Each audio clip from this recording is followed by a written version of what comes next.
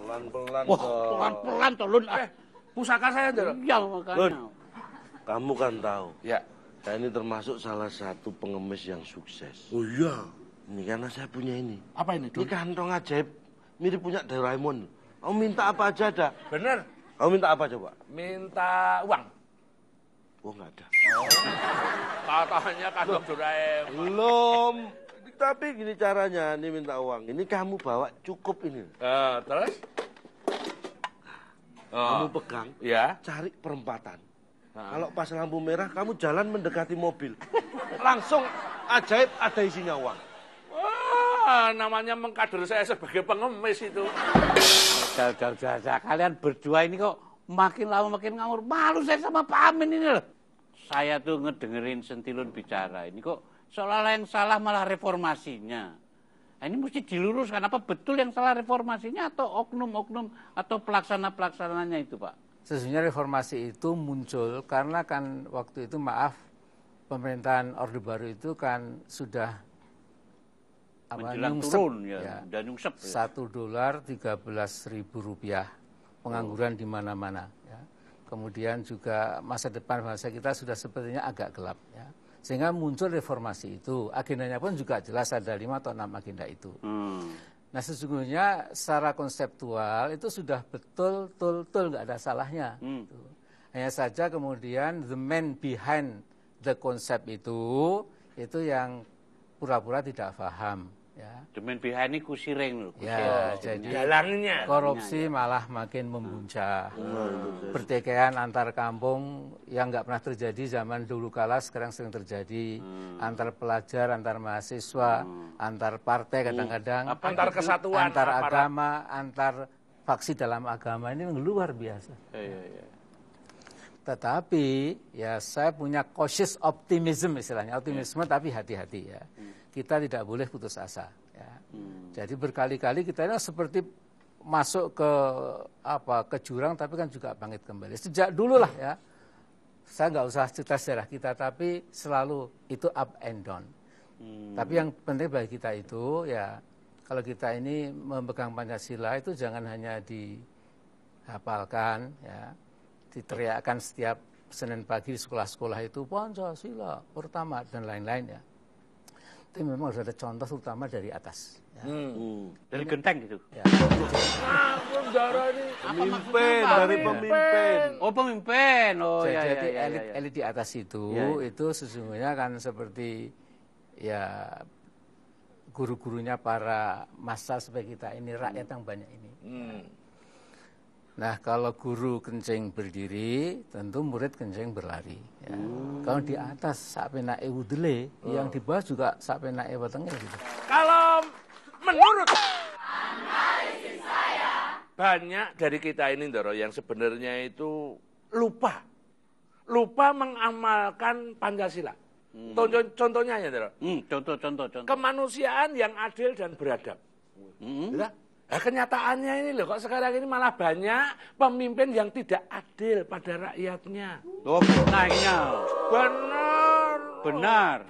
Lah wong rakyat juga masih digusuri ketika mencari rezeki, ya toh. Kekerasan terhadap rakyat masih terjadi di mana-mana. Bahkan ada rakyat kecil di kampung-kampung di pelosok Indonesia itu ditembaki oleh aparat. Apa enggak kasihan itu? Itu kan tidak Pancasilais dan tidak demokratis, Tondor. Kamu mengamati itu harus jernih. Gimana sih? Kalau aparat menembak rakyat misalnya, itu tidak Pancasilais memang iya, tapi itu demokratis. Demokratisnya di mana? Loh, ini prinsip demokrasi itu apa? Dari rakyat Untuk rakyat. Nah, peluru diberi dengan uang Rakyat. dikembalikan ke rakyat. Demokrasi. Ya. Masa kita kan mengenal toh yang namanya musyawarah. Kenapa musyawarah? Nah, itu. Kalau ada masalah yang diselesaikan dengan musyawarah.